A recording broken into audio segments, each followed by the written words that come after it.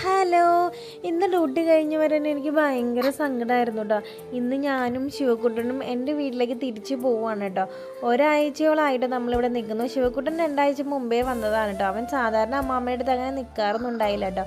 ഈ പ്രാവശ്യം എന്താ അവൻ നിന്നു കേട്ടോ. പിന്നെ അവനെന്തെങ്കിലും വിളിച്ചുകൊണ്ട് പോകണം. അമ്മ ഞാൻ പോവാണെന്ന് പറഞ്ഞിട്ട് അമ്മ ഇന്നത്തേക്കും നാളത്തേക്കായിട്ടുള്ള എല്ലാ കറിയും ചോറും എനിക്ക് വേണ്ടിയിട്ട് പാക്ക് ചെയ്തുകൊണ്ടിരിക്കുകയുണ്ടോ. വേണ്ടാന്ന് പറഞ്ഞാലും എന്തായാലും അമ്മ അതെനിക്ക് പാക്ക് ചെയ്ത് തരും. പിന്നെ എൻ്റെ സാധനങ്ങളൊക്കെ ഓൾറെഡി അമ്മ പാക്ക് ചെയ്ത് വെച്ചിട്ടുണ്ടായിരുന്നു.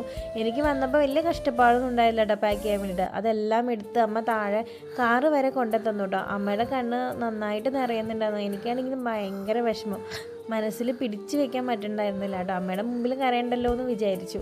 പിന്നെ നമ്മൾ എവിടെയും നിർത്താണ്ടിരുന്നത് വീട്ടിലേക്ക് പോവാണ് കേട്ടോ. ശിവകുട്ടന് ആദ്യമൊക്കെ മടിയായിരുന്നു വളരെ. പിന്നെ അതേ അച്ഛനെ കാണാമല്ലോ എന്നുള്ളൊരിതിൽ വന്നു കേട്ടോ. അവൻ വന്ന വഴി തന്നെ അതേ അച്ഛനെ പോയി അച്ഛേ അച്ഛേ എന്നൊക്കെ വിളിക്കുന്നുണ്ടോ. പക്ഷെ ചേട്ടായി അവിടെ ഉണ്ടായിട്ടില്ല. എനിക്കാണെങ്കിൽ മനസ്സിന് ഭയങ്കര വിഷമം.